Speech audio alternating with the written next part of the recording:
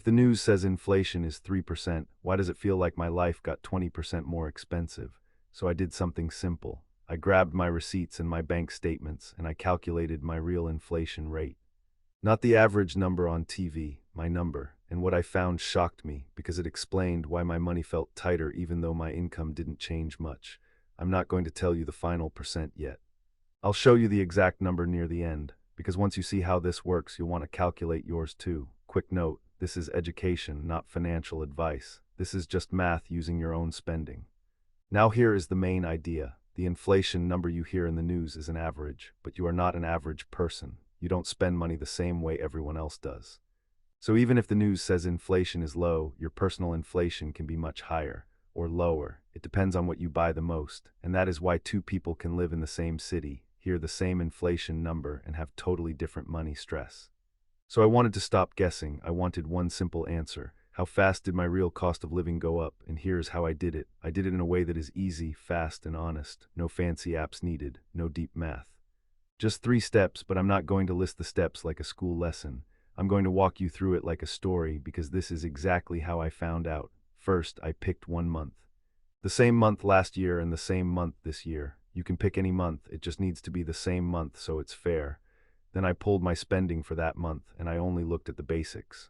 Because basics are what people feel the most: groceries, housing, transport, bills, and a few other regular things. Now here is the first mistake people make. They try to track everything, every snack, every coffee, every random item. That gets messy, so I kept it simple. I grouped my spending into just 5 buckets. Bucket 1, housing, rent, or mortgage. Bucket 2, groceries. Bucket 3, transport, gas, bus, train, car costs. Bucket 4, bills.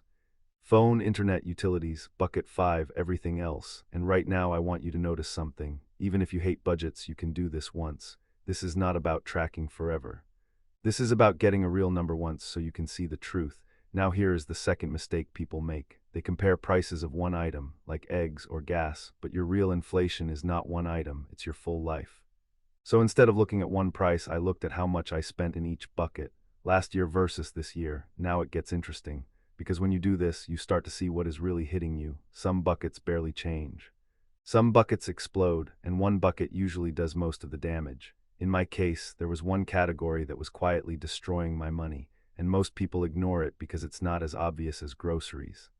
I'll tell you which one it was in a minute, but first let me show you the simple math. This is the part that makes your real inflation rate. Let's use easy example numbers. Let's say last year for that month you spent $1,000 on housing, $400 on groceries, $200 on transport, $200 on bills, $200 on everything else. That's $2,000 total. Now this year for the same month you spent $1,100 on housing, $450 on groceries, $230 on transport, $210 on bills, $210 on everything else. Now your total is $2,100, so your cost of living for that month went from $2,000 to $2,100. That's a $100 increase. 100 divided by 2,000 is 5%. So in that example, your personal inflation rate is 5%. Simple, that is the whole method. You compare one month last year to the same month this year, and you see the percent change. Now here is where most people stop. They get a number, they go, okay, cool. But this is where the trader brain kicks in, because the number is not the best part. The best part is the breakdown. The breakdown tells you what is causing the pain. Because if one bucket is causing the pain, you don't need to cut everything. You just need to fix the biggest leak. That's how you lower your personal inflation. And this is why this video matters. The goal is not to become a boring monk. The goal is to stop getting hit from the same direction every month. Now let's talk about what I found. When I did my numbers, I expected groceries to be the main problem, because that is what people complain about the most. And yes, groceries were higher, but groceries were not the biggest reason my money felt bad. The biggest reason was housing and bills, and the reason it's scary is because you can't easily skip housing. You can skip snacks.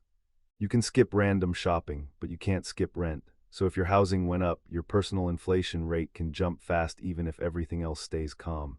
And here is the pattern I noticed. Small changes in big buckets hurt more than big changes in small buckets.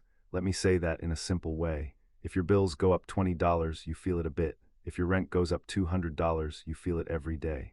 So once I saw my breakdown, I understood why I felt pressure. I wasn't crazy. The average number on the news wasn't lying. It just wasn't my life. Now I want to give you the 3 reasons personal inflation is different for everyone. Reason 1, your basket is different. If you spend a lot on gas and food and those go up, your number will be higher. If you spend less on those and more on things that didn't change much, your number will be lower. Reason 2, where you live changes everything. 2 people can have the same job, the same car, the same habits, but if one lives in a place where rent rose fast, their inflation feels brutal. Reason 3, your habits change the number. If you switched brands, stopped going out, or started cooking at home, your costs might not rise as much. But if you started ordering more food, driving more, or paying more subscriptions, your personal inflation can rise even if prices didn't change much. Now here is the part that makes this useful. Once you find your personal inflation rate, you can respond the right way, not with panic, not with random cuts, with one clear plan, and I'm going to give you that plan now. But I'm still not giving you my final number yet, because you need to understand the fix before you see the result. Here is the simple plan. Step 1. Find your biggest bucket increase, not your biggest emotion, your biggest increase. If housing is up the most, that's your target. If groceries are up the most, that's your target. If transport is up the most, that's your target. One target, not 10. Step 2. Make one change that reduces that bucket. Not a perfect life change, one change. Examples. If groceries are the problem, you don't need to never eat out again. You can do one of these: switch one expensive item to a cheaper version, buy fewer drinks and snacks. Plan meals for 3 days, not 7, or choose one store that is cheaper and do one big trip. If transport is the problem, drive fewer small trips by batching errands. Use public transport for 1 or 2 days. Or set a simple fuel limit for the week. If subscriptions and bills are the problem, cancel 2 you don't use. Call and downgrade one plan, or switch providers if there is a cheaper option. And if housing is the problem, which is the hardest, the short-term move is to control everything else so housing doesn't crush you. The longer-term move is income and housing choices, but that takes time.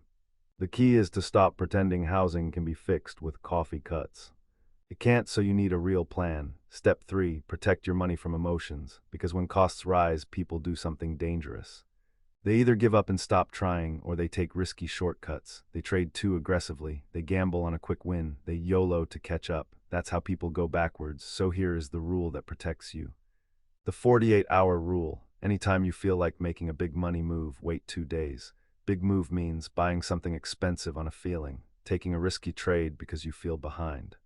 Changing your whole plan because of one scary headline. 2 days later, you're calmer and you make a better choice. Now we are ready for the reveal. Here's what happened when I calculated my real personal inflation rate. I did the same month last year and the same month this year. I added up the 5 buckets. I compared totals.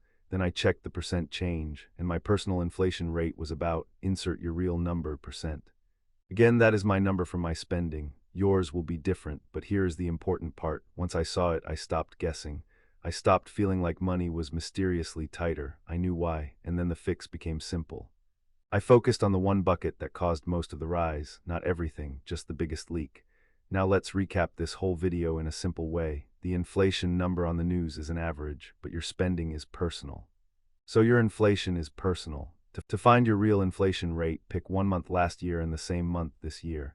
Group spending into simple buckets, compare the totals, calculate the percent change, then find the biggest bucket increase and fix that first. Not with panic, with one simple change, and use the 48-hour rule to avoid emotional mistakes. If you want to do this today, here is the easiest way. Open your bank app, pick 1 month last year, pick the same month this year. Add up the 5 buckets, then calculate the percent. It will take you maybe 20 minutes, and you will learn more about your money in 20 minutes than most people learn in a year. That is the real inflation number, not a headline, your life.